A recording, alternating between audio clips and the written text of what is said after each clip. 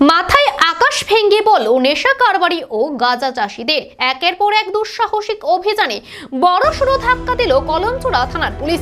গোপন সূত্রে প্রাপ্ত তথ্যের ভিত্তিতে কলমচূড়া থানার ওসি ইন্সপেক্টর অরূপ দেববর্মার নেতৃত্বে বুধবার ভোর থেকে শুরু হয় বিশেষ গাঁজা বিরোধী অভিযান। এদিন 3টি এলাকায় মোট 25টি ফ্লটে চালানো অভিযানে প্রায় 1,45,000 গাঁজা গাছ ধ্বংস করা হয়। জানা গেছে গাঁজাগুলিতে ইতিমধ্যেই ফলন এসে গিয়েছিল, খুব শীঘ্রই ফসল কাটার প্রস্তুতি চলছিল।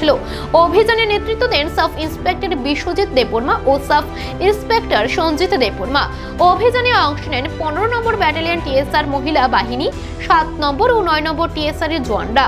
তবে স্থানীয় মহলের একাংশের প্রশ্ন, একই এলাকায় বারবার অভিযান চললেও অন্য সম্ভাব্য এলাকায় কেন অভিযান হচ্ছে না? সব মিলিয়ে কলমচূড়া থানার ধারাবাহিক অভিযানে নেশা কারবারিদের মধ্যে স্পষ্ট আতঙ্কের পরিবেশ তৈরি হয়েছে বলে মনে করছে প্রশাসন। আজকে আমরা যে গোপন খবরের ভিত্তিতে আসি, আমরা সেই সংবাদ হয়েছে। আমরা প্রথমে 7টার থেকে অভিযান চালাই।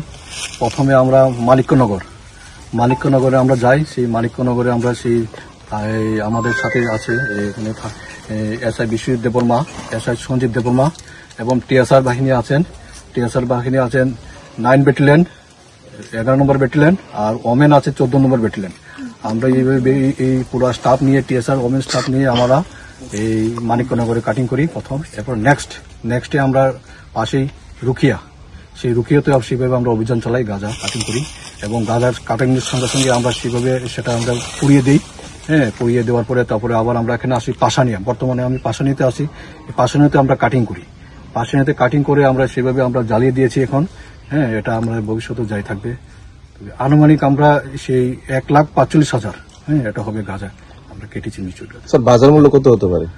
বাজার মূল্যে অ্যাপ্রক্স আপনি ধরে নিন, যদি হয় প্রতি কেজি যদি 2,000 হয় সেইভাবে আপনি হিসাব করে নিন, সেটাই হবে। Thank you sir.